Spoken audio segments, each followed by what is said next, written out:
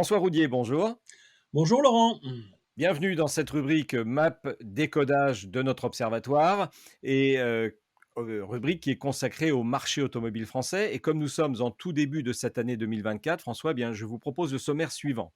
Je vous propose que nous fassions un premier point de synthèse sur l'année 2023, voir les chiffres du marché. Un deuxième point sur les prévisions 2024. Et puis, si vous en êtes d'accord, eh bien, nous conclurons notre dernier point, notre échange, par un dernier point sur les grands enjeux à venir pour les constructeurs d'automobiles. Est-ce que ce sommaire vous convient? C'est parfait pour cette nouvelle année 2024.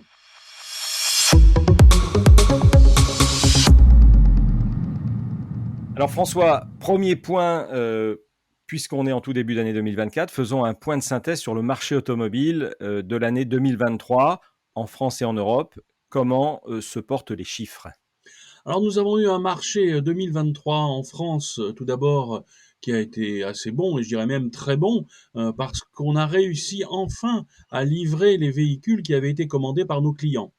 Les problèmes de semi-conducteurs, donc de puces électroniques qui manquaient, qui empêchaient la production, ce qu'on a connu les 2 dernières années, sont derrière nous. Donc on a pu livrer et vous avez dû le voir en circulant les week-ends sur les autoroutes, il y avait beaucoup de camions qui avaient des dérogations pour livrer des véhicules. Donc tout ça a été extrêmement positif sur le deuxième semestre. Et on finit l'année à quasiment 1 800 000 véhicules, 1 777 000 voitures particulières. Et ça, c'est vraiment quelque chose qui est important. On est quand même, il faut le comprendre, au-dessous des 2 millions de voitures traditionnelles du marché français. Et si on se parlait il y a 5 ans, il était quasiment inimaginable d'être au-dessous de 2 millions. On était plutôt au-dessus de 2 millions. Donc là, on voit que l'effet Covid est quand même très structurel. Mm. Post-Covid, on est au-dessous de ces 2 millions. Pour de nombreuses raisons. Alors, on a eu effectivement ces problèmes de production qui empêchaient de livrer les véhicules, mais on a aussi un problème qui est lié à l'évolution des gammes de voitures. On sait que l'entrée de gamme, ce qu'on appelait le segment A dans la dénomination de l'Argus, a quasiment disparu. Les petites voitures, les 108, les C1, les Twingo thermiques, tout ça a disparu et ça s'est décalé, on le voit bien dans nos études de presse, ça s'est décalé vers le moyen haut de gamme. Donc ça fait moins de voitures, moins de volume. C'est bien pour les constructeurs, ils les vendent plus cher, mais ça fait moins de volume. Donc là, on devrait être sur une structure du marché qui va pas bouger avant, et on en reparlera, avant d'avoir des petites voitures d'entrée de gamme électriques qui repermettraient de faire du volume.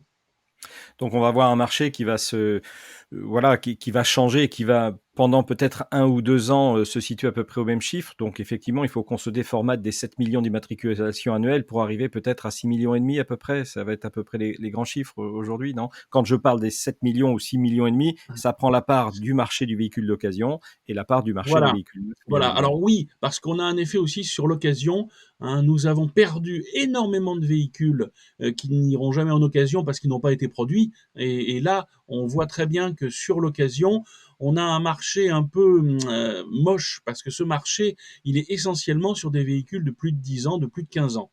Donc on a un vieillissement du parc automobile qui est certain et tout l'apport qu'on avait traditionnellement de véhicules d'entreprise qui au bout de 2 ou 3 ans venaient tout de suite dans l'occasion récente, il n'est pas là. Il n'est pas là et on ne trouve pas ces véhicules ailleurs en Europe. Donc on voit que là aussi, cet effet post-Covid va avoir des conséquences. On va perdurer sur des marchés qui vont être un peu en souffrance.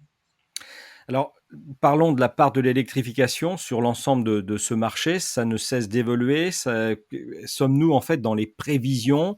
Et en fait, est-ce que le marché répond aux attentes? Alors, vous venez de nous dire qu'on n'a pas encore les petits véhicules d'entrée de gamme, tout ça, mais comment se porte cette évolution vers l'électrique? Mais on a eu une évolution au-delà de ce qu'on pouvait imaginer, hein. Il y a plusieurs façons de voir l'électrique. Bon, il y a l'électrique pure, il y a l'électrique avec l'hybride rechargeable. On est à un quart, plus d'un quart du marché, hein, sur cette année. Et puis, on peut aller même un peu plus loin, c'est-à-dire qu'on peut inclure les hybrides, mais dire que de toute façon, ce sont les véhicules qui sont plus que thermiques, qui ont une batterie électrique et un petit moteur électrique dans leur système. Si c'est ça, on voit qu'on est à plus d'un véhicule sur 2 vendu en France, en voiture particulière, qui est un véhicule électrifié. Donc, on est sur une pente très très croissante. On voit une montée rapide des véhicules tout électriques, hein, on était à 17%, on voit que ça monte très très vite. On a commencé il y a 5-6 ans, on était à 3% du marché en véhicules électriques. On est monté assez vite parce qu'on voit une offre de la part des constructeurs, alors nous les Français, mais les étrangers c'est pareil, qui est considérable. Enfin, il n'y a pas 15 jours sans qu'on ait un nouveau véhicule électrique de présenter.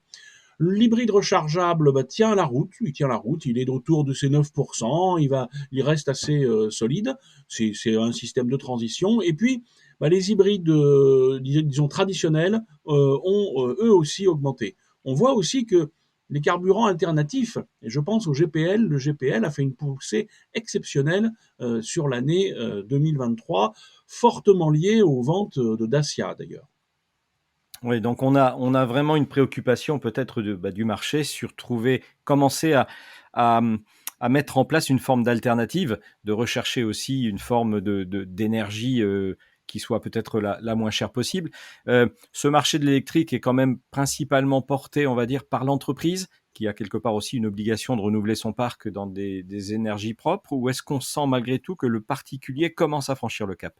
Alors, on a eu beaucoup de particuliers, hein, et la part du particulier dans l'électrique est significative parce qu'on a dans les démarches d'achat beaucoup de fans. Je dirais des fans, des gens qui aiment la voiture électrique. Le succès de Tesla se fait grâce aux particuliers, un peu moins avec les entreprises. Donc on voit que sur des modèles phares de l'année dernière, les Tesla, les Dacia Spring, là c'est le particulier qui a tiré le jeu. Donc, on voit que on a une marge justement de vente auprès des entreprises. Les entreprises ont des objectifs de verdissement de flotte, de diminution du CO2, qui vont faire qu'on va avoir de plus en plus de ventes de véhicules électriques dans ces entreprises. On avait aussi un problème en entreprise, c'est que on avait des véhicules qui n'avaient pas forcément une très grande autonomie, et ce qui était plutôt ennuyeux pour les directions commerciales en particulier. Là, on voit que l'offre est en train d'évoluer, donc on devrait passer assez rapidement à ça.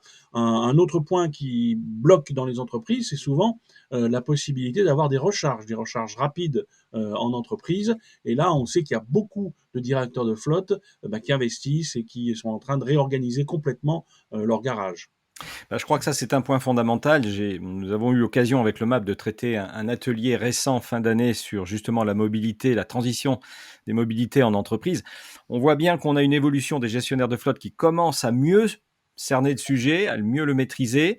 On sait aussi que l'entreprise a besoin malgré tout d'une vision à plus long terme sur une réglementation qui n'est pas encore forcément stabilisée. Donc tout ça pose un certain nombre de problèmes. Et puis d'adapter effectivement toutes les réglementations de crédit mobilité. Donc, il y a les véhicules de fonction, il y a les flottes de véhicules pour les déplacements de l'activité. Et tout ça est un grand point parce que moi, je suis persuadé que cette évolution dans les entreprises va aider à la transition du particulier, mais va aussi, comme vous l'avez dit tout à l'heure, alimenter un marché du véhicule d'occasion. Donc, je pense qu'il faut que l'entreprise franchisse un cap encore plus en plus grande accélération. Et peut-être que les constructeurs doivent aussi accompagner les entreprises, mais elles le font, je suppose. Ce qu'on voit, c'est que les entreprises achètent peu de voitures. En fait, elles utilisent des formules locatives sur 3 ans, voire plus.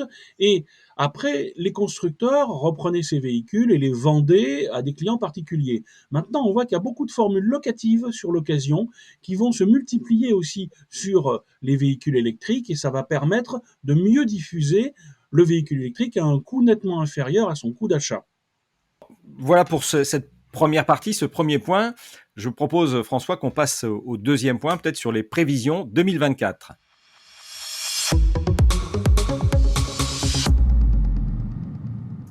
Alors, prévision 2024, quels sont les grands objectifs pour les constructeurs français? C'est peut-être une question un peu trop ouverte. Oui, c'est une grande question, mais on commence un petit peu à les cerner. Leurs objectifs sont avant tout de réussir les lancements de voitures qui ont été prévus. Alors, chez Renault, on a la R5 qui devrait être lancée, on a la IC3 chez Stellantis, IC3 Citroën, et ça, c'est vraiment primordial, hein. Je crois que le renouveau des gammes chez les constructeurs français, c'est quelque chose qui est à noter parce que ça va bouleverser complètement leur vision et ça ouvre pour eux leur échéance d'arrêt de vente de véhicules thermiques à l'horizon 2030, hein, avant 2035 hein, pour les constructeurs français. Donc ça va être le point essentiel. Ce qui est plus complexe, et là il me faudrait une boule de cristal, c'est vous dire comment va être le marché 2024. On est plutôt inquiet sur la deuxième partie de l'année, et peut-être même dès le printemps. On sait que on va avoir de bonnes livraisons, donc de bonnes immatriculations, jusqu'au 15 mars, puisque la 15 mars est la date fatidique pour avoir la livraison de sa voiture avec le bonus de 2023. Après, c'est beaucoup plus complexe. On a un changement de bonus, un bonus qui diminue de 1000 euros. On a des malus extrêmement lourds. Bon, qui vont concerner surtout des voitures qui font peu de volume. Donc ça, on le verra peut-être pas forcément dans les chiffres d'immatriculation. Ça va être beaucoup plus sensible sur les résultats des constructeurs et puis surtout des concessionnaires automobiles hein, qui vendront nettement moins de véhicules où vous avez quasiment le double du prix avec le malus. Donc ça, c'est le premier point. Après, ce marché, il est compliqué. Il est compliqué parce que il est lié à l'évolution de l'inflation, l'évolution des élections. Les années d'élection sont jamais très bonnes pour les ventes automobiles. On entend parler d'une élection en Europe qui pourrait peut-être remettre en cause les objectifs de 2035. Alors, je dis bien pourrait, parce que pour nous, ce qui est important, c'est le pourrait. Lorsque vous avez un doute auprès de nos clients, bah, nos clients attendent. Ils sont comme vous et moi, on se méfie de ce qui peut se passer. Donc tout ça n'est pas de bon augure pour le marché de cette année. Oui, on voit encore des incertitudes, cette fameuse clause de revoyure, également qui fait partie des échéances. Donc, quand on parle d'une vision à long terme pour l'entreprise, c'est aussi important pour les constructeurs d'automobiles. Alors, évolution du marché, on peut parler du leasing social sur le véhicule électrique. C'est quelque chose qui doit être mis en place, qui n'est pas encore mis en place, mais qui peut aider justement à soutenir le marché en France? Alors oui, bon, il y a eu un petit démarrage complexe parce que le décret n'était pas sorti, il va sortir. En plus, c'est tombé en plein remaniement ministériel, donc c'est Ouais. aussi compliqué. Mais ce qu'on voit, c'est qu'il y a un engouement. Hein, les constructeurs automobiles ont été assaillis de demandes, hein, plus de 80 000 demandes chez Citroën, c'était incroyable. Pour au total un leasing social qui devrait tourner autour de 20 à 25 000 voitures, pas plus. Hein. Mmh. Mmh. Ce leasing social, il est autour de 100 euros parce que apparemment ça ne comprend pas l'assurance dans la location, mais ça a l'air d'intéresser. Après, bah, c'est un peu compliqué parce qu'il faut quand même avoir les critères d'obtention de ce leasing social. Donc ça veut dire critères, ça veut dire envoyer un dossier, que ce dossier soit validé. Donc je pense que ça va prendre un petit peu de temps. C'est une bonne idée. C'est une bonne idée parce que ça permet quand même de faire voir les voitures, de faire comprendre que la voiture électrique, c'est pas que pour les riches. Je dirais le seul inconvénient qu'on ait actuellement, c'est qu'il n'y a pas une offre énorme sur cette entrée de gamme qui peut être offerte à 100 euros. Hein, mais ça arrive. Voilà. Ouais, c'était la question que j'allais poser. Quels sont les véhicules qui sont aujourd'hui concernés et quels sont les véhicules qui vont être concernés? Et puis, peut-être en complément, finalement, les constructeurs, eux, administrativement, on va dire, sont prêts de toute façon à répondre à la demande. Oui, oui, hein, les constructeurs sont prêts, hein, il n'y a pas de problème. Et les véhicules ont été donnés dans une liste qu'on peut consulter. Hein, c'est au ministère de l'écologie de 15 véhicules. Donc vous avez exactement le type de véhicule que vous pouvez trouver. Alors ces véhicules ont été conçus dans une idée assez générale qui est aussi liée à ce qui s'est passé sur le bonus. Sur le bonus, on a voulu de la part de l'État avoir un bonus qui représente l'émission de CO2 du véhicule du puits à la roue. Hein, c'est-à-dire que on a pris en compte toute l'analyse du cycle de vie du véhicule en termes de CO2. D'où vient sa batterie, d'où vient le véhicule. Et là, effectivement, ça a favorisé les véhicules électriques et les véhicules qui viennent d'Europe tout Mmh. simplement parce que le transport maritime jusqu'à maintenant, n'est pas décarboné. Mmh. Bah, justement, c'était une des questions sur ces prévisions 2024, c'était ce fameux bonus écologique sur les véhicules électriques qui favorise la production européenne. Alors vous avez parlé de l'analyse du cycle de vie des véhicules. Je précise que nous avons consacré au MAP un webinaire avec la PFA sur le sujet Excellent webinaire. pour bien expliquer effectivement quelles sont les différentes composantes, parce qu'effectivement, il y avait, on disait qu'un véhicule électrique, c'était facile de dire, pollue plus qu'un véhicule thermique. Non, non, il faut bien prendre effectivement l'intégralité du cycle de vie. Donc ce bonus écologique sur les véhicules électriques, ça voit le jour, ça va donc favoriser aussi les constructeurs français, mais aussi les véhicules européens. On est bien d'accord. Oui, tout à fait. L'idée, c'est d'avoir des véhicules qui méritent un bonus et qui méritent l'argent des contribuables français, parce que c'est ça un bonus, hein, c'est pas une gratuité d'un seul coup. Et ce bonus, il doit quand même correspondre à un respect des émissions de CO2, sinon ce serait ridicule. Hein. Mmh Et mh. on connaît les fabrications en Europe. On sait que dans quelques années, les constructeurs asiatiques auront des usines, les constructeurs chinois surtout, auront des usines de fabrication en Europe. Mmh. BYD, le chinois, le plus grand constructeur de voitures nouvelle énergie en Chine, a annoncé sa construction d'une usine en Hongrie. Il y a Mmh. d'autres projets, Chery peut-être, Great Wall, qui devraient aussi arriver. On a un petit peu ce qui s'est passé avec les constructeurs japonais dans les années 90. On les a vus s'implanter. Bah, chez nous, c'est bien connu, Toyota Valenciennes. Et puis vous avez eu au Royaume-Uni Nissan qui s'est implanté. On a eu après les Coréens qui sont venus s'implanter aussi dans les anciens pays d'Europe de l'Est. Donc je pense qu'on arrivera à ce schéma-là. C'est-à-dire, c'est vertueux parce que finalement, ça va apporter du travail dans les pays européens, quelque Mmh. part, ce bonus. Oui, ça va créer une situation un petit peu favorable dans un court terme. Ça va créer ensuite une concurrence, mais ça va aussi développer l'économie européenne. Donc, croisons les doigts, mais c'est pas une mauvaise Voilà. chose. Alors, vous en avez parlé un petit peu tout à l'heure. Donc, finalement, on parle d'électrification, bonus écologique, euh, leasing social. Où en est-on dans la fabrication des moteurs thermiques? Est-ce qu'aujourd'hui, les constructeurs français ont arrêté la production de certains modèles? Alors, oui, certains modèles sont arrêtés, mais ce qu'il faut comprendre, c'est que les constructeurs français, Renault et Stellantis, je dirais le groupe Renault et le groupe Stellantis, sont des constructeurs mondiaux.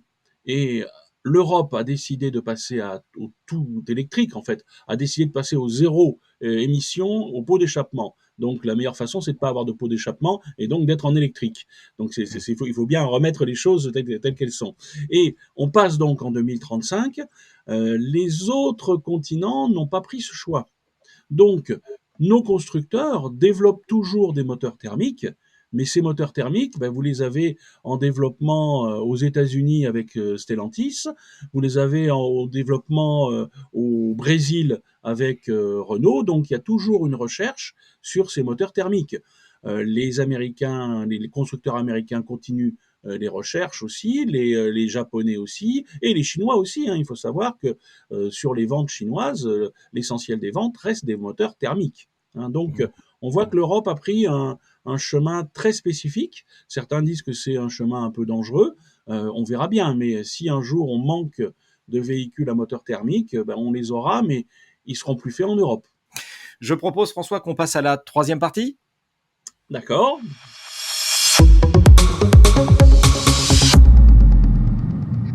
Alors cette troisième partie, je voulais qu'on la consacre aux grands enjeux à venir pour les constructeurs d'automobiles. Alors là encore, c'est un vaste sujet, on n'a pas fini d'en parler. On l'a un peu dit, mais l'électrification des véhicules, les fabrications de batteries, les nouvelles technologies, voilà, quels sont les grands enjeux aujourd'hui, les grandes visions pour les constructeurs d'automobiles, les gigafactories. On vient de parler du bonus écologique pour les véhicules et sur leur cycle de vie, donc l'intérêt d'avoir en Europe une fabrication de batteries, mais aussi des batteries qui soient plus recyclables, plus vertueuses. On en est dans ces grandes évolutions. Alors on a des grands axes, hein, on a des grands axes. Moi j'en vois trois. D'abord les batteries, donc les batteries avec la chimie, hein, puisqu'on est dans le monde de la chimie avec les cellules de batterie. Ça, c'est important parce qu'il faut essayer de maîtriser toute la chaîne logistique, toute la chaîne de la batterie, c'est-à-dire des matériaux rares jusqu'à sa fabrication.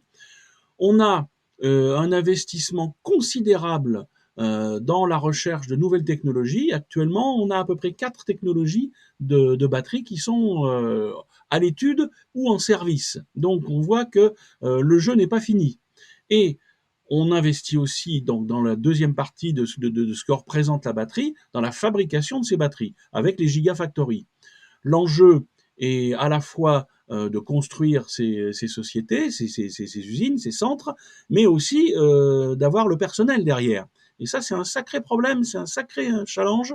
Mmh. Lorsqu'on voit ce qui s'est monté dans les Hauts-de-France, on a besoin d'ingénieurs, on a besoin de techniciens, et là, ça va être un gros défi pour quasiment tout, dans tous les pays au monde, hein. Les Américains ont exactement le même défi sur leur gigafactory. Mmh. Mmh. Après ça, on a aussi le traditionnel. Le traditionnel, eh ben, c'est tout ce qui représente la mécanique, les châssis des voitures, les freinages, les pneus, tout ce système-là est aussi en pleine révolution. On voit qu'une partie de l'industrie se lance dans ce qu'on appelle le gigacasting, c'est-à-dire un châssis de voiture, pour résumer, qui est fabriqué d'un seul bloc et donc qui permet d'économiser. Ça, on verra si ça fonctionne. C'est la réparabilité peut être un des problèmes de ce gigacasting et son recyclage d'ailleurs.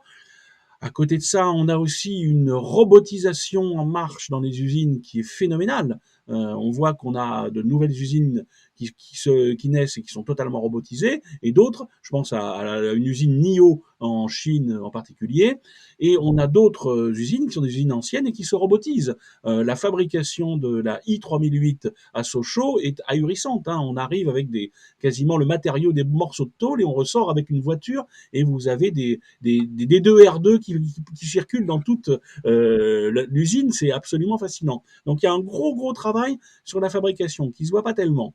Et la troisième partie, alors là ça se voit encore moins, c'est le logiciel. C'est que nos voitures deviennent des super ordinateurs. Et là, il y a un défi fondamental parce que derrière le logiciel, on touche à plein de domaines. D'abord, on touche aux puces électroniques. Quelle Mmh. sécurité des puces électroniques. On touche à l'indépendance nationale. On voit très bien les bisbilles qui existent actuellement entre Américains et Chinois sur ces affaires de stratégie liées à la possession de ces usines de puces électroniques. On va toucher aussi à la cybersécurité. Parce que plus il y a Mmh. d'électronique, plus on peut avoir de méchants qui essayent de venir dans nos voitures. Donc, on touche aux données, ça le MAP en a beaucoup parlé, les données, les propriétés, comment on les utilise. Donc tout ça est un vrai sujet. Donc il y a 3 thèmes considérables pour les constructeurs automobiles. À côté de ça, il y a d'autres sous-thèmes, mais qui sont assez importants. C'est la gestion des ventes. Est-ce qu'on reste dans un système de vente traditionnel, ou alors est-ce qu'on passe à des systèmes qu'on appelle d'agents? Pour le client, il voit pas tellement la différence. C'est plus dans le système où vous avez une différence, c'est que avec un agent, c'est le constructeur qui est propriétaire du stock. Donc si ça se passe mal, c'est lui qui perd de l'argent. Et on a tout ça qui est en cours. Donc on voit que on a un monde automobile, et je dis bien un monde automobile, hein, parce qu'on est tous au même point dans le monde entier, qui est en pleine révolution. C'est en pleine Oui. révolution, avec des affrontements commerciaux incroyables. Je vous citerai une partie du monde qu'on connaît peu et qui apparaissait assez figée, c'est l'Asie du Sud-Est. L'Asie du Sud-Est, on disait que de toute façon, c'était une chasse gardée des constructeurs japonais pour toujours, qui vendaient des voitures développées au Japon il y a 10 ans et un peu arrangées pour l'Asie du Sud-Est. On est en pleine bagarre avec des Chinois qui arrivent avec des véhicules électriques, qui mettent en place des centres d'études de véhicules électriques en Malaisie, en Thaïlande. Donc on voit que cette bagarre mondiale, elle est partout. Et ça va Mmh. être quelque chose qui va déterminer de l'avenir de l'industrie automobile dans les 10 ans à venir. Ce Mmh. qu'on verra, si on se reparle dans 10 ans, mon cher Laurent, vous verrez que on parlera de certaines marques qui auront disparu, comme les Hispano-Suiza, comme les Talbot, et des marques peut-être très très connues qui auront disparu, et puis d'autres qui se seront imposées et qui pourront gouverner le monde. On Mmh. sent très bien aussi que auprès dans l'industrie, et là je prends aussi les équipementiers, on a une restructuration progressive vers de très grands groupes. Hein, on l'a eu en France, nous, un peu à l'avance de nos amis allemands. Nos amis allemands le font depuis l'année dernière. C'est assez douloureux. Hein, on va voir pas mal de fermetures d'usines d'équipementiers en Allemagne, des fermetures d'usines de fabrication chez des groupes comme Volkswagen. Donc on voit que en Europe aussi, les choses changent avec cette nouvelle industrie automobile qui se met en place. Mmh mh.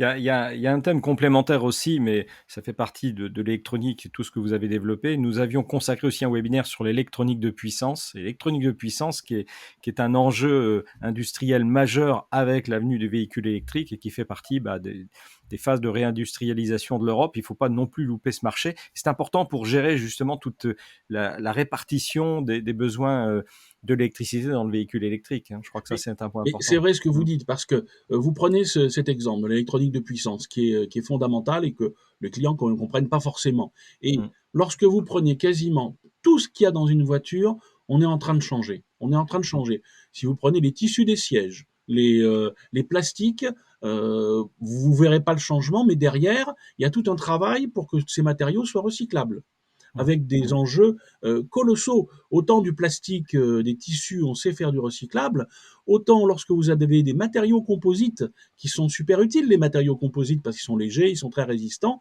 là, pour arriver à les recycler, c'est très compliqué. Et donc, il y a toute une matière grise qui se met en place derrière. Donc, lorsqu'on regarde point par point, tout est en train de changer dans la voiture. Mmh mh, mmh. Tout est en train de changer et tout est en train de changer aussi dans un peu les modes de distribution. Vous en avez touché 2 mots. J'en profite parce que finalement, on s'aperçoit que sur le MAP, on touche pas mal de sujets, mais nous consacrons un webinaire le 24 janvier donc sur justement ces grands changements pour comprendre, parce que comme vous l'avez dit, le consommateur ne voit pas forcément tout cela, mais c'est important de connaître, de voir comment ces nouveaux modèles peuvent impacter, peuvent changer la donne, heu, et être plus favorable ou moins favorable aux consommateurs. En tout cas, je pense que c'est un grand changement et qu'on voit bien que les constructeurs se préparent à toutes ces grandes évolutions. Un autre point, François, que je voulais soulever, parce que on a parlé des gammes de véhicules, vous en avez parlé un petit peu tout à l'heure. Les modèles SUV, ce qu'on appelle les modèles SUV, semblent un petit peu dégager aujourd'hui une image négative. Ils sont présentés comme trop lourds, comme contradictoires aux objectifs de décarbonation des transports. Quelle est la position en fait de la PFA et des constructeurs face à un peu cette attaque que subit ce modèle, en fait, ces modèles aujourd'hui? Bah, écoutez, le problème pour nous, c'est que le SUV, il faut le définir. Et ça devient très compliqué puisque le SUV, c'est une appellation qui avait été trouvée par Jeep pour homologuer en 1984 une voiture qui était ni un pick-up ni une berline. Et venant de là, après, tout s'est décliné et on voit maintenant que c'est un vrai argument commercial. C'est surtout du marketing parce que entre un Audi Q8 et une Dacia Sandero Stepway, les deux sont des SUV, c'est quand même assez différent. Mmh. Vous Mmh. touchez le point essentiel, c'est le poids. C'est le poids, et le poids du véhicule devient de plus en plus un enjeu écologique. Hein, parce que le poids représente des matériaux, donc dans l'analyse du cycle de vie, ben oui, plus il y a de matériaux, plus il y a de CO2. Est-ce que c'est vraiment raisonnable d'avoir une voiture énorme pour une utilité assez moyenne? C'est une question qui se pose. Est-ce qu'on a raison de la poser? Ça, c'est autre chose. Hein. On a aussi quand même ces questions sur beaucoup d'autres sujets qui sont liés à la liberté de l'être humain vis-à-vis du respect de l'environnement. Et ça, c'est très philosophique. Et le SUV arrive dans ce schéma-là. Nous, ce qu'on Mmh. pense, c'est que de toute façon, on va avoir des limites un peu techniques. C'est que les grosses voitures, pour aller plus loin, doivent avoir plus de batterie. Donc, on a un poids de batterie considérable. Donc, vous aurez une limite un petit peu juridique, c'est que lorsque le véhicule va dépasser 3,5 tonnes, il vous faudra un permis camion pour pouvoir le conduire. Donc déjà ça, le Cybertruck américain d'Elon Musk, de Tesla, il passerait pas en Europe parce qu'il passerait pas avec votre permis normal. Hein. Donc on voit que c'est compliqué. Après, il faut bien comprendre que les véhicules qu'on voit dans nos concessions et dans nos rues, les véhicules nouveaux, c'est des véhicules qui ont été dessinés il y a 5 ans. Mmh. Donc, Mmh. on pense qu'actuellement, tout le monde est en train d'avancer vers d'autres types de véhicules. Comme on se le disait tout à l'heure, on a un problème sur l'entrée de gamme, sur les petits véhicules compacts en électrique. Lorsqu'on regarde les plans des constructeurs, on est plutôt dans le développement et dans la recherche de ce type de véhicules que dans des très gros véhicules, je dirais à faible volume, où vous avez une concurrence frontale entre les Allemands, Tesla et les Chinois. Hein, il faut savoir que les importations de véhicules chinois en Europe se font sur des véhicules de haut de gamme. Hein, Mmh. et l'obsession de Monsieur Musk sur les Chinois, c'est d'empêcher à tout prix d'avoir un concurrent pour ces Tesla haut de gamme. Mmh mh. Donc on voit bien qu'effectivement le SUV, bah, voilà, c'est l'humeur du moment, mais comme vous l'avez dit, il faut voir un peu à plus long terme, le besoin de temps pour développer des véhicules, la logique d'un marché, la logique des constructeurs et puis, bah, tout ce qu'on a évoqué, les recherches de technologies, de nouvelles matières, pour justement, faire que le véhicule soit moins lourd. Mais, n'oublions pas le besoin de fonctionnalité, de sécurité, et de bien-être en voiture aussi, des citoyens tout simplement. Donc c'est un sujet sociétal, mais voilà, je pense qu'on focalise certainement un peu trop dessus. En tout cas, c'est ma Et vision. vous pouvez rajouter, Laurent, le vieillissement de la population européenne. Exact. Et moi, je le vois avec mon papa qui a 90 ans. Monter Mmh. dans une berline sport, maintenant, c'est moins facile pour lui C'est compliqué. que de Mmh. rentrer dans un Duster. Je crois que Mmh. ça aussi, c'est à prendre en compte. On voit aussi, moi, je le vois avec un fils de 30 ans, je vois ce que représentent maintenant les ensembles de sièges bébés, de protection bébé, par rapport à ce qu'ils étaient il y a 30 ans. Ça passerait plus dans une R5 hein, maintenant. Hein. Mmh. Mmh. Oui, et puis on a aussi des générations qui ont connu, les monospaces, en tant que passagers. Quand vous avez eu l'habitude de voyager en monospace, bah, vous avez du mal à redescendre dans des véhicules peut-être plus petits lorsque vous faites en tout cas des grands trajets. Maintenant, il y a aussi le sujet, on en a parlé tout à l'heure, de l'entreprise qui véhicule, par les véhicules de fonction un certain modèle, mais il y a aussi là des outils que l'entreprise peut utiliser comme le crédit mobilité. Là, on est un petit peu loin de notre sujet, mais qui est un outil pour peut-être justement permettre à ceux qui sont destinataires de ces véhicules de fonction de faire un choix de véhicule en fonction de leurs réels besoins. Bon, voilà, vaste sujet, mais ça mérite qu'on y attache une certaine observation en tout cas. Voilà.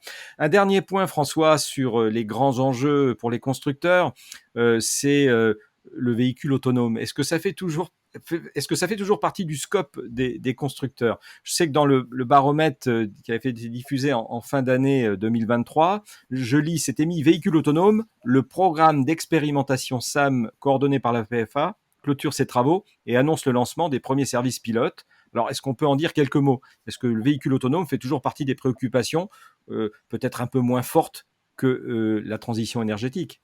Oui, alors le véhicule autonome, en Europe et aux États-Unis, a pas tout à fait la même utilité. Hein. Donc on va d'abord parler de l'Europe. Actuellement, le véhicule autonome existe. On essaye, on continue les recherches. On a des constructeurs qui offrent maintenant une autonomie de niveau 3 sur les véhicules. Je pense à Mercedes. Ce qu'il y a, c'est qu'on est quand même face à des niveaux d'investissement sur toutes les nouveautés dont nous avons parlé, qui sont prioritaires par rapport aux véhicules autonomes. Donc le véhicule autonome reste un peu en deçà des priorités parce qu'une partie de ce qui constitue le véhicule autonome est déjà intégré dans nos voitures. Tout ce qu'on appelle les niveaux de sécurité. Les niveaux de sécurité, la détection de voitures devant vous, maintenant vous le trouvez dans les voitures que vous achetez. Le maintien dans la voie, on le trouve dans les voitures. Donc on a déjà pas mal de choses qui commencent à être intégrées. On a des voitures qui détectent si vous commencez à regarder ailleurs ou si vous commencez à vous endormir. Donc on voit que on a des éléments qui étaient totalement futuristes il y a 10 ans qui sont déjà intégrés. Le Graal, c'est la voiture où on arrive, on se croise les doigts, où on dort, où on regarde son téléphone et la voiture vous emmène quelque part tout seul. Mmh. Ça, c'est très compliqué. C'est très compliqué et on voit qu'on arrive à le faire en laboratoire. Hein. Le programme SAM a été brillant parce que on voit qu'on réussit, on sait ce qu'il faut faire. Derrière, en pratique, c'est compliqué. Et lorsqu'on le fait, alors là je change de continent, aux États-Unis, on le fait à la mode américaine. C'est-à-dire que aux États-Unis, les tests, les homologations de véhicules sont à la charge du constructeur. Voilà. Et alors que chez nous, ce sont des administrations, que ce soit en France ou en Allemagne, ou même au Royaume-Uni, qui est plus en Europe, mais qui est toujours là, on a une administration qui valide ça. Aux États-Unis, on peut dire, bah, j'ai un système qui fonctionne très bien en automatique, je vous jure que ça marche. Voilà. Et l'autorité vous dit, OK, bon, si vous avez un problème, ça va peut vous coûter très cher. C'est ce qui se passe d'ailleurs actuellement avec une voiture D'accord. que je ne citerai pas, mais que nos auditeurs et spectateurs comprendront. Alors là, c'est plus compliqué aussi sur la finalité du système. C'est qu'en fait, en Europe, on vise plutôt l'autonomie par rapport au conducteur, par rapport aux besoins du conducteur, alors qu'aux États-Unis, c'est plutôt pour se débarrasser des chauffeurs de taxi. Et on parle d'ailleurs de robotaxi aux États-Unis beaucoup plus que de véhicules autonomes. Hein, donc, Mmh. avoir des Mmh. voitures qui ne sont pas syndiquées et qui roulent toutes seules. C'est deux approches assez différentes. On le retrouvera sûrement dans les véhicules utilitaires, avoir des camions, des projets de camions qui vont rouler à 60 à l'heure sur l'autoroute, mais qui vont tourner pendant 24 heures parce qu'ils seront autonomes. Euh, on est quand même dans des schémas très compliqués. Et lorsque je vois mes amis assureurs ou réparateurs de voitures, il se passe quand même pas mal d'événements sur nos routes, des sangliers qui traversent, des voitures qui peuvent arriver en sens inverse, beaucoup de choses qui limitent quand même je dirais le côté acceptable, pas cher de l'autonomie. Si c'est Oui. pour avoir un véhicule qui coûte 1 million d'euros, oui, on est capable d'en faire, mais le but du jeu, c'est d'intégrer. Alors, Mmh. pour résumer, on intègre beaucoup de technologies qui donneront le véhicule autonome. Derrière, le véhicule où on se croisera les bras ou alors on boira avec les amis à l'intérieur sans rien toucher, on ne l'a pas encore. Oui, ça reste du rêve et je ne pense pas que ça fasse partie de l'imaginaire de consommation des conducteurs. C'est très On a eu minoritaire. Voilà. voilà, on a eu beaucoup de sujets là-dessus. Je pense que comme vous l'avez bien décrit, c'est qu'on a des fonctions d'autonomisation ou de sécurité et de facilité de conduite qui sont intégrées, donc ça, c'est bien pour la recherche. Ce qu'il faut comprendre, c'est que ce véhicule autonome, en tout cas, fait partie toujours des recherches, ce n'est pas abandonné et on voit bien qu'effectivement, ça arrive sur les véhicules d'aujourd'hui, donc voilà, Voilà, à vous suivre. savez qu'on a des fonctions automatisées que tout le monde utilise maintenant et Ouais. on les connaît pas. Mmh. L'ABS, c'est pas vous qui freinez, c'est Mmh. l'ordinateur qui reprend le contrôle sur votre Mmh. pied. Mmh. Lorsque vous êtes avec une voiture sans passage de vitesse manuel, c'est l'ordinateur qui va passer la vitesse, même si vous croyez que vous avez, vous, en accélérant, provoqué la vitesse. Donc on est Mmh. déjà dans des véhicules qui sont extrêmement automatisés. Mmh. Bah, ce qui mérite d'ailleurs, d'expliquer aux utilisateurs, donc aux conducteurs, finalement, toutes ces évolutions parce qu'elles sont intégrées, on les utilise peut-être au quotidien sans bien les connaître. Elles sont de plus en plus nombreuses. En tout cas, c'est peut-être un axe de poursuite sur le MAP. Nous allons essayer de rendre pédagogiques tous ces points, voilà, qui paraissent un petit peu inaperçus sur les véhicules, mais qui sont bien présents. Merci beaucoup François pour cet Merci échange qui beaucoup, a été Laurent. assez exhaustif sur cette année 2023, sur les grands enjeux 2024, mais je pense que c'était bien, ça fait un petit bout de temps qu'on n'en avait pas parlé. Donc ce point est extrêmement intéressant et je vous propose que nous restions en contact et qu'on fasse un nouveau point de situation au cours de l'année 2024. Avec grand plaisir. À très bientôt.